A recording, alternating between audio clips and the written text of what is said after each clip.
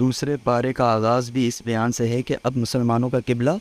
تبدیل کیا جا رہا ہے، اور ہٹ دھرم لوگ اور منافقین اس پر اعتراض کریں گے کہ یہ کیوں ہوا۔ دراصل رسول اللہ صلی اللہ علیہ وسلم کے مدنی دور کی ابتدا میں 16-17 ماہ تک بیت المقدس کی جانب رخ کر کے نماز پڑھی گئی۔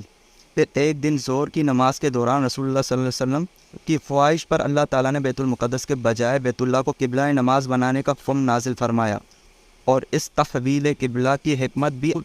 اللہ تعالیٰ نے خود بیان فرما دی۔ اور اے رسول، جس قبلے پر آپ پہلے تھے ہم نے اس کو قبلہ اسی لیے بنایا تھا کہ ہم ظاہر کر دے کہ کون غیر مشروع طور پر رسول کی پیروی کرتا ہے، اور اس کو اس سے ممتاز کر دے جو اپنی ایڑیوں پر کفر کی جانب پلٹ جاتا ہے۔ یہ بھی فرمایا، بے شک ہم نے بار وحی کے انتظار میں آپ کو آسمان کی طرف رخ پلٹتے ہوئے دیکھا،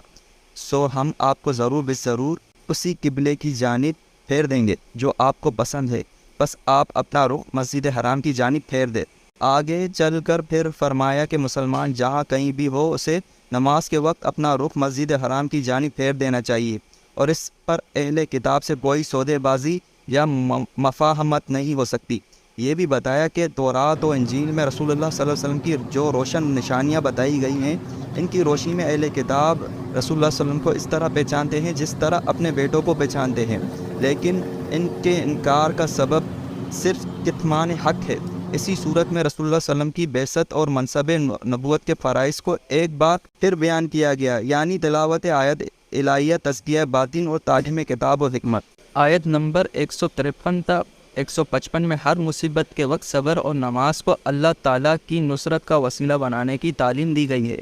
اور رائے حق میں پیش آنے والی آزمائشوں کا ذکر ہے جو دشمن کے خوف، بھوک، جان و مال اور اولاد کے تلف ہونے کی صورت میں بھی ہو سکتی ہے۔ ان مشکلات میں ثابت قدمی پر اہل صبر کو بشارتیں دی گئی، اور اللہ تعالیٰ کی راہ میں درجہ شہادت پانے والوں کے لیے ابدی زندگی کی بشارت دی گئی ہے۔ آیت نمبر 159 تا 162 میں بتایا گیا کہ جو لوگ دین کی حقانیت کے روشن دلائل اور پیغام ہدایت کو چھپاتے ہیں، ان پر اللہ تعالیٰ، اس کے فرشتوں اور سب لوگوں کی لعنت اور دائمی عذاب کی وعید ہے، مگر جو توبہ کر لے اور اپنی اصلاح کر لے اور اس پیغام ہدایت کو کھول کر بیان کرے، ان کے لیے توبہ کی قبولیت کا دروازہ کھلا ہے۔ ہاں، جس کا خاتمہ بالکفر ہو ان پر ہمیشہ کے لیے اللہ کی، اس کے فرشتوں کی اور تمام لوگوں کی لعنت ہے،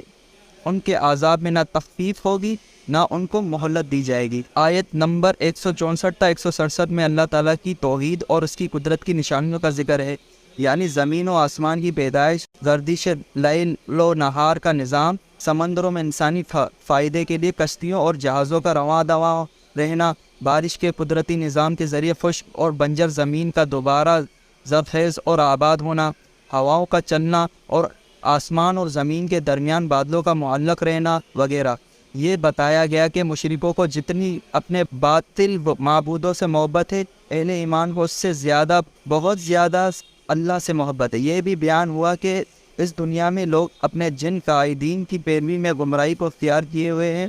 قیامت کے دن یہ لیڈر اللہ کے عذاب کو دیکھ کر اپنے پیروکاروں سے برات ظاہر کریں گے۔ آیت نمبر 172 تا 173 میں حکم ہوا کہ اللہ تعالیٰ کی عطا کردہ پاک نعمتوں کو کھاؤ اور اس کا شکر ادا کرو۔ پھر 4 قطعی حرام چیزوں کا بیان ہوا، جو یہ ہے: مردار، اس سے وہ حلال جانور مراد ہے جو طبعی موت مر گیا ہو، ذبح کے وقت بہنے والا خون، خنزیر کا گوشت، اور وہ حلال جانور جس پر ذبح کرتے وقت غیر اللہ کا نام لیا گیا ہو، صرف حالت اضطرار میں محض بقائے حیات کے لیے بقدر ضرورت ان کے استعمال کو مباح قرار دیا گیا ہے۔ آیت نمبر 74 میں اللہ تعالیٰ کی کتاب کے احکام کو چھپانے اور اس پر دنیاوی مال لینے کو پیٹ میں آگ بھرنے اور اللہ سے کلام کے شرف سے محرومی اور ناپاکی کا سبب بتایا ہے۔